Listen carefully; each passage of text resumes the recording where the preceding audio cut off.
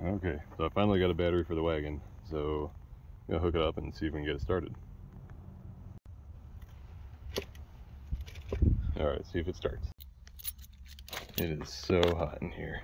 This car hasn't been started in months, since the winter actually. I drove it in the winter a few times, but like I said, if you've watched my other videos, it's had a overheating problem, but let's see what happens.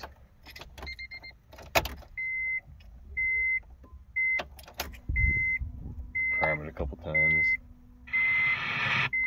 Turn the radio off. Oh wow, it started right up. Huh. Alright, well that's good at least. My seatbelt alarm's yelling at me because I unplugged it from when I was trying to jump start the car before. It still idles really smooth. No clattering. Okay, I'll give you a quick rundown on the wagon. I bought this car sight unseen from Oregon, and when I lived in New York, and I just paid the guy through PayPal, had the car picked up by a shipping company and shipped over to me. It needed a lot of work, a lot of cosmetic stuff, like the whole dash was beat up, broken, all that. It was used for a work car. It ran good. I drove it for about a week. Radiator exploded. It just spilled its guts out everywhere, but luckily back when I lived in New York I had like stockpiles of EF stuff from all the EFs I've owned. So I just threw that in. It was like an almost brand new radiator that I had laying around and all that. Has air conditioning kind of works. It needs to be charged. But so one day I was driving out trying to go to the mountains, and the temp just started climbing out of nowhere, and I was like, what the heck? And I also put a new thermostat in it when I did the radiator and all that, because I had everything already apart. So, and it drove fine for like a year at least since I did that. But yeah, it just randomly overheated, or it started to overheat, so I cut it off, let it sit, and then I just started driving back down the highway, which is all downhill from there, and just whatever. It's kept creeping up, but I turned it off, let it sit. Every time it would creep up, and eventually I got it home, and it's acting like a stuck thermostat, which is weird. And I changed the oil. I actually ran, what do you call it? Seafoam through the engine, and the gas tank, I think, just to clean it up. And actually it got the chattering down quite a bit. If I can find the videos I took before and after, it actually just had like a lot of valve noise, and it quieted it down. I just wanted to try. I was like, oh, the engine's blown up anyways, I might as well see if it works.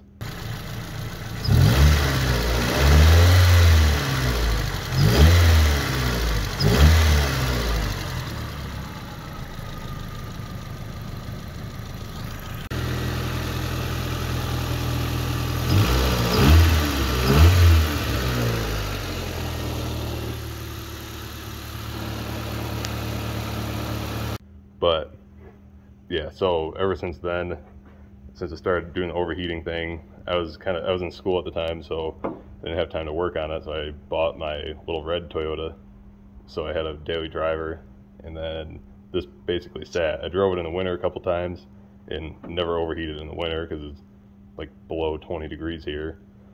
So I'm gonna try to diagnose it more. I mean, there was bubbles coming out of the radiator, but I don't know if that was because of I don't know if it's bubbles or not. I gotta look at the video and stuff. It's been a long time, and I've had a lot going on since then. So essentially today I'm just gonna try to diagnose it again. And I have a thermostat somewhere laying around brand new. So if I can find that, I'm gonna put that in as well, and maybe see if I fix the overheating. And this engine also is very tired. It burns a little bit of oil and all that. I can't remember how many miles it has on it. I'll check in a second. But it burns oil, old Honda, but it has run and driven very well. Like I drove this hour and so road trips, 2-hour road trips, and worked just fine. Given going up the hills here and stuff, like through the mountains, it has no power, but it's typical. Okay, so a quick little tour of the car. It's got 168,000 on it. The car, I got it from Oregon, like I said, But when I got it, all the interior is beat up. All this was smashed. I can't remember if that one was broken or this one. There's a bunch of just broken pieces in the interior. But right before I bought this one, I bought one from California from an old guy that was like, yeah, I'll drive this thing across country, no issues, blah, blah, blah. It's the same exact vehicle. And it got to my house and I drove it down the road. It had a blown head gasket.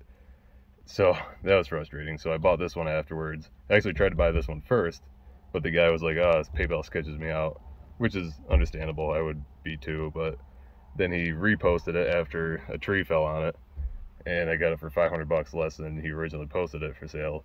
So I had it shipped to my house. I got it sight unseen. This one ran and drove just as expected.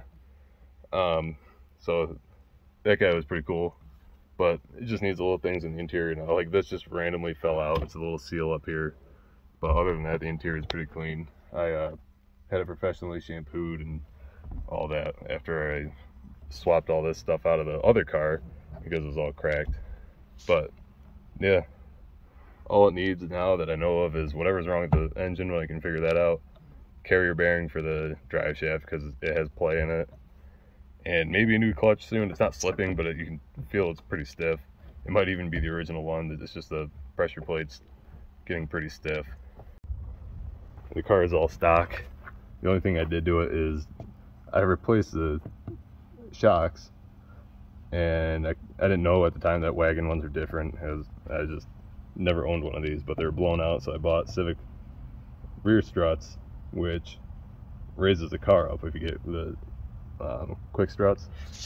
So it lifted the rear end 2 inches, and the front was sitting down low, so it looked like a Chevy 1500.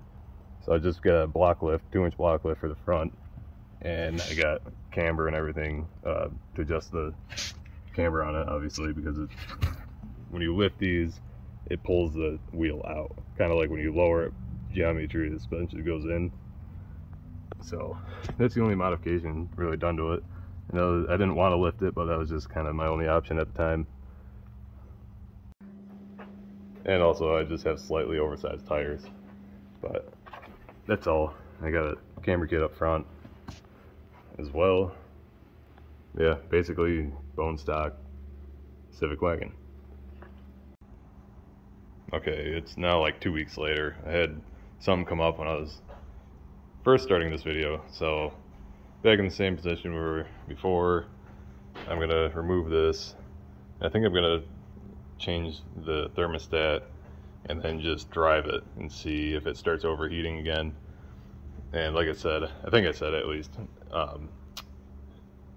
thermostat's new and all that because I replaced all this when the radiator took a crap on me. So yeah, I'm gonna try to replace that quick and then take it for a drive, go from there. There's something like grinding. I don't know if it's axle or what, but I'm gonna try to figure that out before I go for a drive. Hopefully it's nothing important. Alright, so I'm just kind of sending it. I took out the battery and unhooked the intake tube from the throttle body side. Then I'm just gonna take the bolts out from the thermostat housing, the 2 little nuts. They're 10mm. And I'm just going to try to swap it without getting coolant on the ground because the radiator is already kind of low anyways. But I got my pan under there, hopefully it catches it, because otherwise you got to take the skid plate off and all that nonsense, drain the radiator, and it still gets everywhere anyways, so I'm just going to do it like this. Got the housing out. There's a bunch of junk right here, so I'm going to try to clean that up. And then I'm going to put the new one in. I might reuse the gasket that I already have because I have like a pack of these Chinese ones that are just universal. They're actually for Toyota, but they fit on this as well. But the gasket on there is pretty much brand new from when I put it in the first time. So we'll see what happens. Can I get a look at it? But yeah, gasket's practically brand new from last time I changed it. Alright, got it all installed, and when you do this, don't forget to put the little ground on there. Let's see if I can get the light on there. That little ground right there, because then you'll have some random electrical issues probably. So And I did notice too, that little green tape, when I pulled the old thermostat out, there was a piece of that on the back of the gasket. So when I put this together, I must have had that slip in behind. So that's something else to pay attention to. And as most people know, it's always good to replace these old spring clamps with like a, whatever you want to call them, like a worm clamp, because just being on an old car, these things lose their spring. So I've had a lot of cars where I got leaks from reusing these over and over. So it's always good to replace these while you have it apart. Alright, everything's back together. Going to top off the coolant and then obviously let it burp. And then I'll go for a drive. There's nothing in the coolant. Like, this is a new pan, and this crap on the top and whatever is just what was on the motor, and the engine bay is pretty dirty. But it's not mixed or anything, so that's a good sign at least.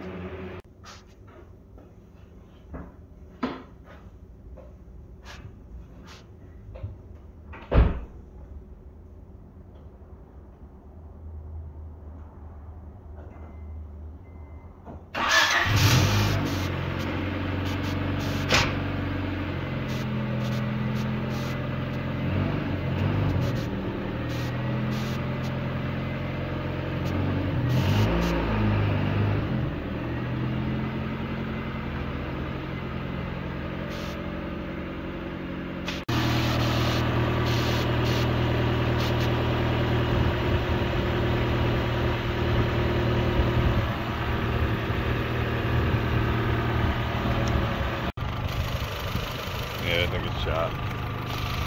It's bubbling, but it's not overheating yet. Fan's kicked on probably like 4 times now.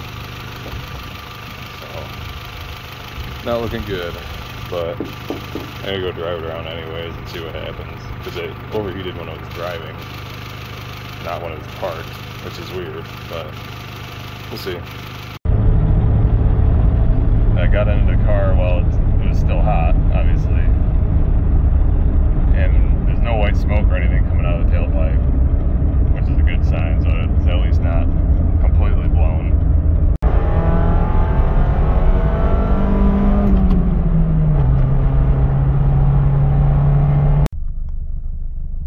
So I don't even know what's going on. I'm trying to get it to overheat.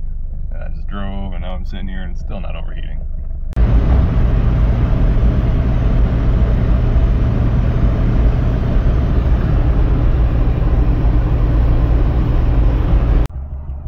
It's still not overheating, but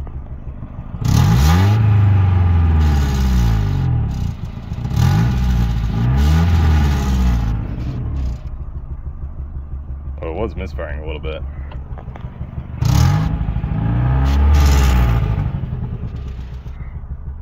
I think that's something else. It's like burning oil, like it always is, but I think there's the AC line ran across the distributor, so I'm going to see if that pulled the plug out of one of the distributor wires, or the spark plug wires out of the distributor. That might be what's happening there. It's still not overheating, so I don't know what is going on. And I swear it was overheating before. That's why I parked it and then only drove it in the snow.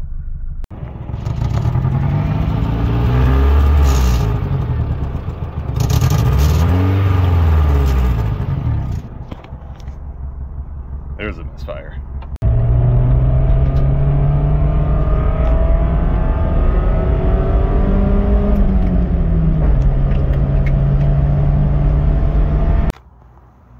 This is kind of what I was thinking the misfire is from, because this is just laying on top of the freaking wires here.